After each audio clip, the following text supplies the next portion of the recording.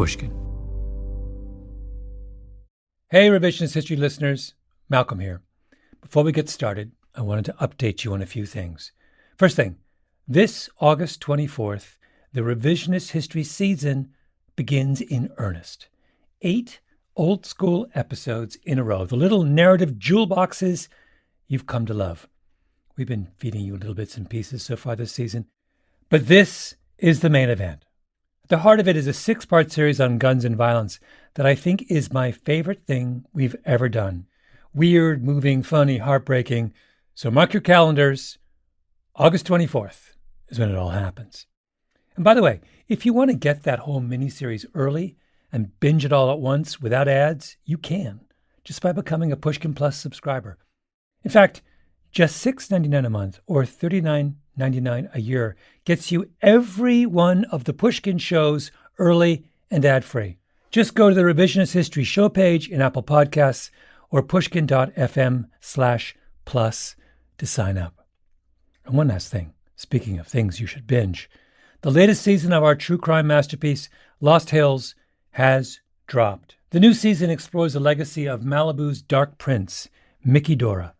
Mickey was a surfer known for his style, grace, and aggression, who ruled the Malibu beaches from the 1950s to the 1970s. Celebrated for his rebellious spirit, he was also a con man who led the FBI on a 7-year manhunt around the world. Believe me, this is a show worth a listen. So sign up for Pushkin Plus, and you can binge this one too. A couple weeks ago, one of my producers, Ben Nadaf Haffrey, came by the office because he had a story to tell me. Ben, welcome to Hudson, New York. Thank you for having me in Hudson, New York. Ben just took over writing and hosting a Pushkin show I love called The Last Archive, a show about the history of truth. Jill Lepore used to host it. Ben's worked on it since the beginning. He's always digging around in the stacks of some old library. And one day last summer, he was in the medical history archives at Harvard, where he found a story that blew his mind. Okay, I want to play you some tape. Okay, go ahead. Ella, welcome back to Dallas. How marvelous to see you. Oh, thank you, and it's a pleasure to be back here again. Do you recognize that voice? No, tell me. That is the voice of Ella Fitzgerald. Yeah. And she's being interviewed in the 80s in Dallas, and she's about to tell this big story about how she got famous, which is a story she tells all the time, like an amateur night at the Apollo Theater when she sings and everyone realizes she's got an amazing voice. But I want to play you this tape because I want to show you what happens when she tells it in this particular instance. Okay. Ella, as you look back on your life, here was a child from an orphanage, and now... No. No? Somebody wrote that up. Where did that come from? That was a publicity thing a long time ago, but I have family, and I had family then. But my mother had died, and I guess that's why they used that line that I was an orphan, but I had family. At what age were you when your mother died? I was 15, about 15, because from there we went to the amateur contest. I was about 15 because from there we went to the amateur contest. It's not a lie, but she's skipping 2 years of her life, about 2 years. And she always skips these 2 years of her life when she tells this story. And what I want to do today is tell you a story about what happens in those 2 years, because it's a story not just about Ella Fitzgerald, but kind of crazily a story about the invention of this whole realm of social science that she is kind of bound up in, that I think you'll be interested in, not just because it's a very you kind of thing, but also because it's a story that takes place half a mile from where we're sitting right now. Oh, wow. Welcome to Revisionist History, my podcast about things overlooked and misunderstood. Today on the show, Ben tells me about the forgotten origins of social network theory and the missing chapter in Ella Fitzgerald's life. It's absolutely bananas story. Just so you know, I'd read a little bit of Ben's research before we had this conversation, so I'm a little ahead of you. But still, just wait till you see how Ella Fitzgerald fits into this whole thing. Before we get to her, we have to meet the experimenter, a doctor from halfway around the world.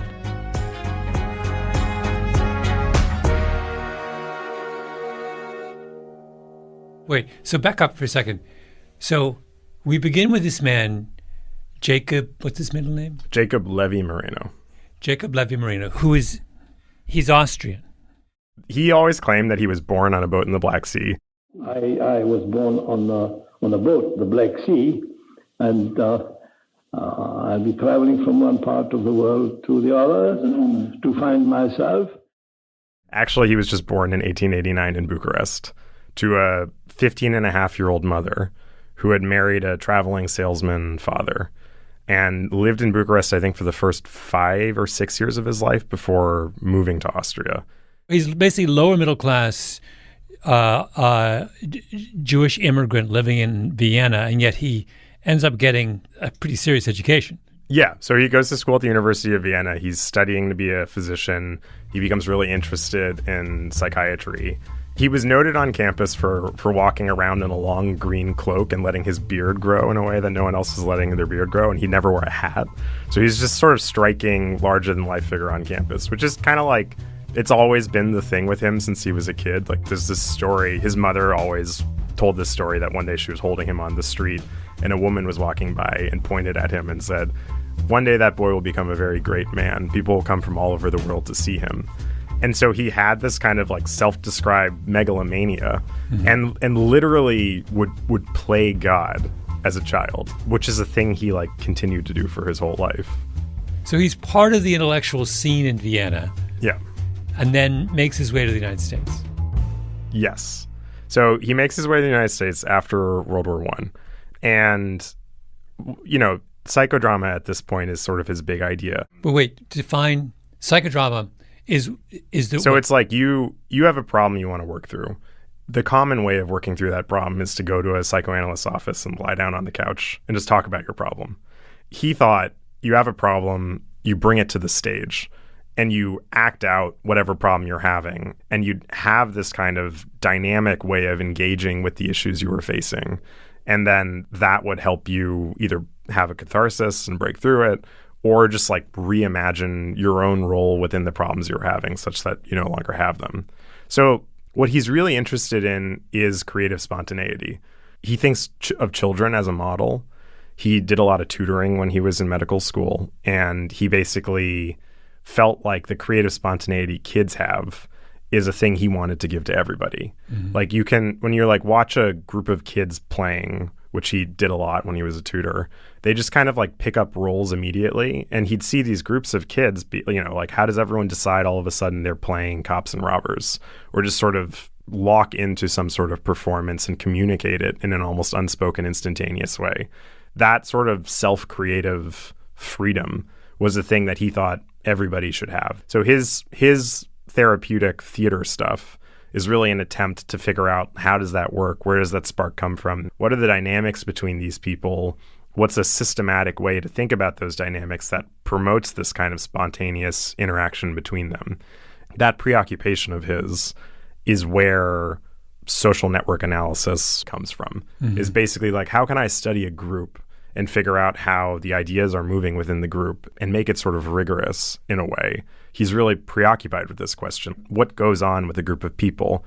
Because he's stuck between psychoanalysis, which is all about the individual and the self, and a lot of the social sciences in the 1920s, which are these kind of big static numbers like averages or like the sort of information you get from a poll. So his principal objection to psychoanalysis is the fact that it's too focused on the individual and the self. Yeah. It seems like it would seem decadent to him. Yeah. To lie on a couch and talk about yourself endlessly. Well, yeah, he used to talk about this all the time. There's still people who go on the couch for 6-8 years, spending $20,000 and so forth, and then they come to us. And what do? We let them act out the problem as it is, on the reality level. That tape is from where? Cooper Union. He's giving a talk? Yeah. It's like 1960-something. So it's later in life. So he never really got over it. Yeah. So let's talk a little about what is this big experiment and how does he come to conduct it? So basically he's in New York. He's got this improv theater that like the critics all hate at Carnegie Hall. And one day a Columbia graduate student in sociology named Helen Hall Jennings comes to the improv theater. And somehow they identify that they're both really interested in this question of rigorously figuring out the way groups work. And Moreno, as you can tell, is sort of like all over the place and wasn't a super focused or rigorous person, but had just a crazy number of ideas that were really pretty insightful. And what Helen Hall Jennings had was an extremely rigorous math background and also connections. And when they sort of figured out that they had this thing in common, this interest, they began working with each other. And so they begin to work up a science for mapping the way groups work. So they begin to go to classrooms. There's like a Brooklyn public school they go to where they ask all the kids, like, who do you most want to sit next to? And then they start creating diagrams of like how successfully integrated the classroom is. Like, are people sitting next to the kids they want to sit next to? They go to Sing Sing prison. But the thing is, like, they're kind of fiddling around the edges. Like, these are small experiments. And what they need is a really big experiment. And they kind of luck into meeting this woman named Fanny French Morse, who's the superintendent of the New York State Training School for Girls, which is a women's reformatory located half a mile from here. Like, go out the door, turn right, walk down the street, and we'd be there. I mean, I go running up to that place all the time. It's a prison now. Yeah, I mean, it's a place that really creeps me out. But the history of reformatories and the juvenile justice system, that's one of the big accomplishments of the progressive era, is this idea we should not be treating kids who commit crimes the way we treat adults who commit crimes, because on some level people thought kids can change more than adults can. So rather than like locking them in a prison in a city with a bunch of adult criminals, they should have a different court system. They could be charged for different things. Like, a lot of young girls were sent to reform schools just for being incorrigible or ungovernable. But they were sent to these places that were always in bucolic settings that were meant to take them out of contaminated cities and put them in places where they could become better versions of themselves. And so Fanny French Morse runs the Hudson one. And it's always on the cusp of being a prison or a school. And so it's constantly in need of being reformed because it gets too strict or it gets too punitive, and they need to make it more, re-educative instead. And she's this lifelong progressive reformer who takes over the training school when it's become basically a prison. And she's kind of like a legend in this field. The first night she takes over, she makes a huge pile on the lawn of all of the straitjackets and the restraining sheets and the prison uniforms, and she lights it on fire. So she's this firebrand reformer who's really trying to do something at this school. She introduces art, she buys a farm, she gets all these antiques that the girls start reworking. She's trying to give them an aesthetic education. But notably, the thing that the training school really does is it's a miniature version of society. So Fanny French Morse invites J.L. Moreno and Helen Hall Jennings to the school, which is thrilling to them because it's a totally closed environment that's this microcosm of society with 500 girls who are arranged in brick cottages with nice latticework trim. So J.L. Moreno moves to Hudson with Helen Hall Jennings. And he goes for it because he's living...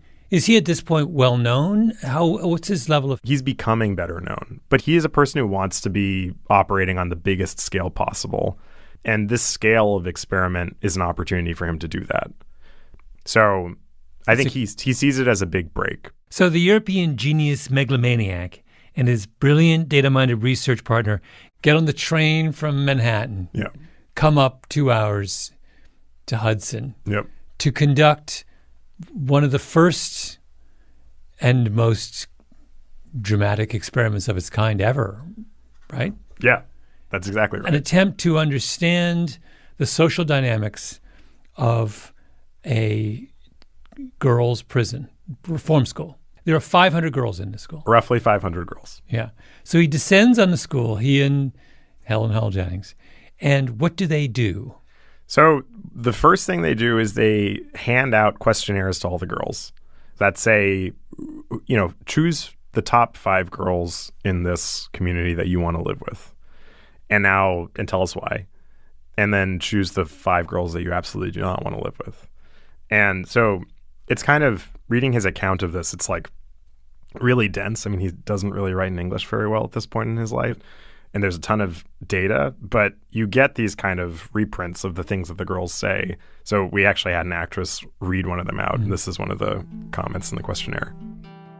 GE I want in my cottage because I feel towards her like she was my little sister. I never had any, and I like to take care of her. Mostly, she's just a lonesome little child you just have to be fond of. So they gather all these questionnaires from the girls about how they feel about each other. And then they begin to calculate from that, where are their mutual attractions? Where does everyone hate each other? And to what degree do these cottage groupings even make sense? And they want to start putting a number to that. But it's not just the questionnaires. They begin to do a lot of observing of the girls, like watching them work in the steam laundry, watching them make rugs or shine up antiques. And that becomes data too. And all of this is used in service of figuring out who's isolated in the community, who's rejected by the community, who's beloved by the community. But they're observing everything. They're collecting, Moreno at one point says they collect 10,000 pages of data. And one of the things about this new science is you have that much data and you can't conceive of it all. It's before computers. There's no way to really understand what that all means except for a map. And that is the critical thing that they do, is create these really intricate maps of what the community looks like. So this map right here is the entire community of the school. Oh, wow. It looks like a giant spider's web. Yeah. And he has nodes 1, 2, 3, 4, 5, 6, 7, 8, 9, 10, 11, 12, 13. Is each one of these nodes a group of girls or a single girl? Each one of those big circles is a cottage. Oh, I see. Now, but before we go any further, do we believe these maps? That is to say, do we think he is actually accurately capturing the patterns of relationships and influence within the community? I think he misses a lot. And also there's this kind of forced thing about it. None of these girls are consenting to it. Who knows about if they're telling him the truth? But I think that there is genuine insight there. And one of the reasons is there's this thing that happens. It starts on Halloween night of 1932. There's a party in one of the cottages, and somebody creates a distraction, and two of the girls, Ruth and Marie, run away from the cottage. And then something really weird happens. Over a total of 14 days, 14 girls run away. It's kind of this chain reaction. Nobody really understands why it's happening. But it's a runaway rate that's 30 times higher than normal. And this happens after Moreno's collected a lot of his data. He has an outbreak, essentially, of girls who get this idea to flee, to run away. Yeah. And he's trying to trace, what was he trying to do? Trying to trace the source of the outbreak, or to see how the idea of running away had traveled through the community? Yeah, he's trying to see how the idea of running away travels through the community, which is this kind of, you talk about this a lot, this idea of an idea being contagious. He posits that there's not some central reason why the girls are running away. Yeah. And so is he saying that his hypothesis would be the group who ran away are all linked? Yeah. Are intimately linked according to his network analysis? Yes. So that's his explanation. And so he and Jennings go to their maps and try and figure out if it's true what his theory is, that there's some way that this impulse to run away is traveling through the network of girls. And he and Jennings trace this in the map and then call it proof that networks exist. And one of the reasons he's confident in it is because then, based on those same questionnaires about who likes whom and who doesn't like whom, he rearranges the cottages. And over the next some period of months, the number of runaways dwindles pretty radically. And so the thought is that's the evidence that this is in some way meaningful, is that the rearrangement seems to work. This whole thing is started by two girls. Yeah. What does network theory tell us about those who originate the epidemic? Were they socially influential girls? So no, they're actually pretty isolated girls. So here's just a map of them. That's one of those is Ruth and one of those is Marie. And basically, red lines are lines of attraction, black lines are lines of rejection. And so They're really close. They dislike the same people. They like the same people. They really like each other. Mm-hmm. But on the broader map, not a lot of lines of influence run towards them, except for, a couple significant ones that connect them to the people who then begin to run away next. Oh, I see. So our first observation is the two who begin the epidemic are closely bound to each other, but isolated from everyone else. So there's there's not a lot of glue holding them in place. Yeah, it's not like the most popular girls in the reformatory run away and then everyone follows suit. Yeah. But like with all of this stuff, there's only so much he's seeing and there's only so much he's allowing himself to say. And they also have this agenda of proving that their science works. Their account is the only account we have of what actually happened and how successful their stuff was. Yeah. But so this is his explanation. So he's got this big idea, and he and Jennings have the evidence he thinks proves it. How does he get the word out? Actually, the first place he publishes his results is kind of like a science fair. It's this big physicians conference that happens at the Waldorf Astoria in Manhattan. I think it happens on like April 2nd, 1933. He goes to the Waldorf Astoria. He takes the train down from Hudson, goes to the Waldorf Astoria. They put the maps on the walls.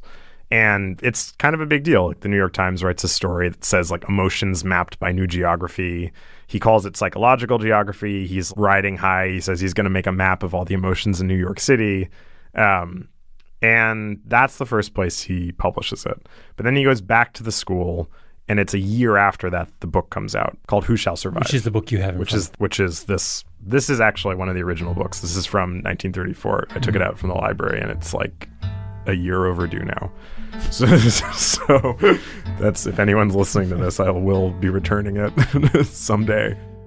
That's a Pushkin promise. We always return our library books. And after the break, we'll find out what all this research has to do with Ella Fitzgerald.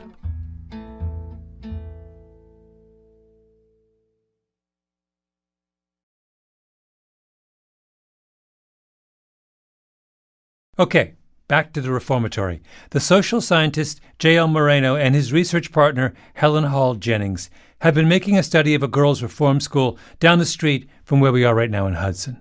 It's the 1930s. They've just debuted some of their research in Manhattan at the Waldorf Astoria. Big deal. And then someone new shows up at the school. Right, Ben? Yes. 16 days after he publishes all this stuff on the walls of the Waldorf Astoria, a new girl is checked into the Hudson Reformatory, Ella Fitzgerald.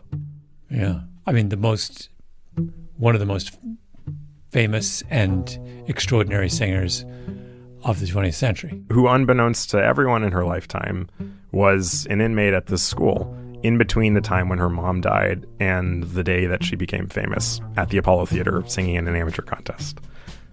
I was 15, about 15, because from there we went to the amateur contest. She never talked publicly about this fact that she was an inmate at the training school for girls, and it wasn't even known publicly until after her death in the 90s when this intrepid investigative reporter Nina Bernstein figured it out.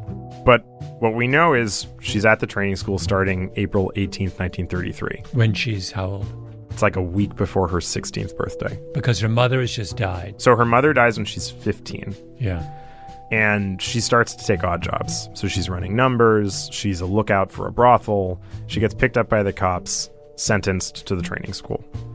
And she checks in, just over 2 weeks after Moreno's shown his first diagrams from the research. She's then there for like about a year. And what we know of her time there is through Nina Bernstein's reporting, talking to people who worked at the training school and remembered her. They would ask her to come back to talk to the girls, and she never would. Mm-hmm. So Bernstein talked to them about what's known about her. People remembered she had amazing penmanship. She was an excellent student. One day she was invited to a church nearby with a group of the black girls who liked to sing and was said to have sung her heart out. But she was there at the time that the study was being made. And her experience there is significant to me, not just because she's a really famous person who intersects with this place, but because it belies Moreno's study. Like, it shows what's actually happening there that's not captured in his maps and new science. And sure enough, she is thought to have run away. Yeah. So basically, she's checked in there. What we know from Nina Bernstein's reporting is she wasn't allowed to sing in the all-white choir, must have stayed in one of the 2 cottages the black girls were allowed to live in. Probably, like all of the black girls, had to do laundry for the white girls, but she was also kept in the basement of one of the cottages at the training school and beaten. But then there's this vagueness around how she leaves the training school. But because of the parole records, it's plausible that she ran away. And she's living back in New York, I think in Yonkers, and she's homeless. Like, she's wearing ragged clothes, and she and a group of her friends decide to enter the amateur talent night at the Apollo Theater, which is this competition where if you win, you get to play at the Apollo for a week. And she at this point thinks she's going to be a dancer. So she's planning to enter as a dancer. I mean, do you want to hear the tape of her telling the story? So this is her towards the end of her career talking to Andre Previn. When you first started, you had visions of not being a singer. You were going to be a dancer. Is that right? Right. Tell me about that. Oh, you really want to hear that? Oh, well, yeah. It started back in my hometown in Yonkers. And I was what they call the greatest little dancer in Yonkers. And we used to go down to the Apollo on amateur night, my girlfriends and I. And, like they always tell you, if you want to be an amateur, to sign and drop your name in the box. And being from Yonkers, we never thought anybody would send a postcard to Yonkers. And the 3 of us, we put our names in. And I was the one who was chosen. And I made up my, they say, well, if you don't go, you're chicken. Right. So we went, and believe it or not, I was the first amateur that they called. And there were 2 sisters who were the dancingest sisters in the world, called the Edward Sisters. And they were starring at the Apollo. And they closed the show at the Apollo. And when I saw those ladies dance, I says, no way I'm going out there and try to dance, because they stopped the show. Mm-hmm. I was the first one was called. And when I got out there, somebody hollered out in the audience, what is she going to do? So this is like a story she tells all the time. Uh-huh. What nobody knew is that when she was on stage at the Apollo, she was just out of the training school. And my mother had a record of Miss Connie Boswell, who I think was one of the greatest singers that ever lived. And she used to play Object of My Affection and Judy. And I got so I had, used to sing it. So when the man said, sing something, well, I tried to sing Judy. And I thanked Miss Connie Boswell, because then I tried to sing like her, and I sang, if a voice can bring every hope of the spring, that's Judy. And everybody says, oh, that girl can sing. And the people applauded so much, I sang Object of My Affection. That was the other side of the record. You knew those 2 things. Uh-huh. And I won first prize. Yeah. So then that made me feel like, well, I want to try to be a singer. I love it so much, and I think it's it's obvious, but if she's a node in these maps, we know her so well as a person, but obviously, like every single person in the maps had a full life too. And you actually think you found... Yeah, I think I found... a notation. You found her place in the social diagram. Yes, I found a girl who's plausibly Ella Fitzgerald, but I can't know for sure. It's a black girl named Ella. In this book, there's a mention of a girl named Ella. All the girls on the maps are given initials, like 2-letter initials, that don't correspond with their names. And there's mention of a girl named Ella. She's given the 2-letter initial GA. And then, like 100 pages later, there's a map with a GA on it that specifies that GA is a black girl. So there's a GA named Ella who's a black girl, and we know that Moreno was making the study at the time when Ella was also in the school. Did you make this discovery, or did... I made this discovery because I read this. You have contributed whole to the book. Legend of both Ella Fitzgerald and J.L. Moreno. Unfortunately, yes. That is correct. And what happens when Moreno and Jennings's research comes out? It has a pretty significant reception. Moreno's gotten involved in the New Deal. But like the most significant thing that comes out of the groundswell of support is he launches a journal called Sociometry. But it's this really influential journal. And, like 6 Degrees of Separation is tested there. All of these leading lights of social science, like George Gallup, Margaret Mead, John Dewey, they're like involved in the editorial board or publishing in the journal. It's finally like a platform for him to share these ideas about social networks, basically, with a broader public. And that field, social network analysis, doesn't really take off until the 70s or 80s, but he's credited with being a major forerunner of it and doing it in this experiment.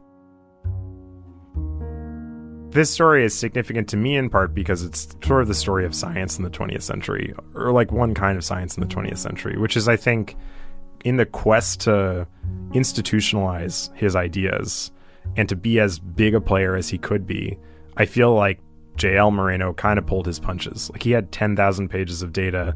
I don't believe that he didn't know what was actually going on at the school, and specifically what was happening to the black girls at the school. And it's not that kind of thing wasn't sayable in the 1930s, because the Attorney General had already said that the school should be desegregated.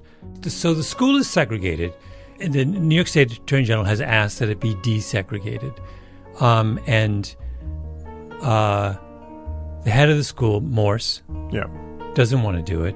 And in his analysis, Moreno is kind of oblivious or disregarding of this issue, is what you were saying. He covers the fact that it's segregated. It's just not like the sort of like beating of the girls in the basement, but more like the corporal punishment stuff. The other reasons why girls might be running away, these sorts of issues aren't in the text. And the degree to which the segregation is institutionalized isn't really covered either. But it's we're talking about the early 30s. Yeah. Nothing's integrated in the early 30s. But there was an expectation that this place would be. I mean, and it's also like Harlem Renaissance is going on. There's a lot of Black power in New York City as of the 1920s. And when there's an investigation into the school after Moreno's study, not because of it, it's led by a Black doctor in partnership with the governor. There's a level of state support for the idea that this shouldn't be happening that suggests that it's not really so beyond the realm of possibility. Mm-hmm. The person who I would fault is not Morse so much as Moreno. He's the outsider. He's the one who sees himself as a revolutionary, who doesn't at least profess to be held by the standards of the rest of society, who is, as you say, coming up with a new idea that professes to paint a picture of the whole community. And you can easily see that someone if he was as revolutionary as he claimed to be, you can easily see a version of this where he would have said, look, this is what segregation does. Like, he came with a tool to see what was wrong with segregation and turn a blind eye to it. I mean, interestingly, of course, social science becomes hugely important in the strategy of the civil rights movement and the legal strategy of the civil rights movement. Brown versus Board and the dolls. And on, in the 50s and 60s. So, there's an opening. This is what's so fascinating about this story is that here's this brilliant man who he's blind in so many ways to the possibilities of his own fame and greatness, right? He had the tool that everybody would end up using 20 years later to break down the door of prejudice, and he didn't understand he had the tool and went back to doing psychodrama. He had it, right? Does he continue over the rest of his life pursuing social network theory or doing psychodrama? I mean, he stays involved with sociometry. I think he just wanted to be a director. Mm-hmm. There's a story he tells about when he was a kid that to me is kind of structured the way I think about him. And I think he's sharing it because he thinks it has some fundamental truth about himself contained in it. But I just want to play you this one thing. This is about when he's a child, I think in Bucharest still. One Saturday, my parents were away.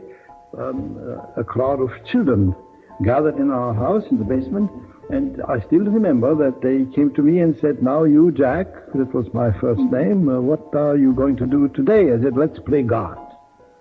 Well, I said, now, Fred. Then one of the children said, and who is God? I said, I am God and you are my angels. And then they all said, let's build a heaven. And we went into the basement and we took all the chairs from the house and they built the various heavens up to the top. And on top they had a chair for God himself. And I was then helped by all the children to sit there on. Well, as it is, I was God there, and I stood still, but the angels began to run around and sing. And suddenly one of the angels said, why don't you fly? And I stretched my arms, and I fell down and broke my right arm. It's just like, I just love the story. But like, that's kind of his whole thing. It's like, he tries to play God, he falls down, he breaks his arm. Like, he always wants to be the guy who sits above and looks down, and that's a fatal flaw of his. I think it's a nice way to end. Yeah, I agree. Yeah. For more psychodrama, go subscribe to The Last Archive to hear 6 episodes of gripping intellectual history. Ben's got stories on mid-century songwriting machines, invasive species panics, freelance wiretappers turned evangelists, and time travel. Subscribe and you'll also hear a whole different version of the story Ben told today, coming soon. You won't want to miss it. Ben produced this episode of Revisionist History as well, with help from Jacob Smith and Kiara Powell. We were edited by Peter Clowney and Julia Barton, engineering by Nina Lawrence, mastering by Sarah Bruguer. Original music by Matthias Bossi and John Evans of Stellwagen Symphonette. I'm Malcolm Gladwell.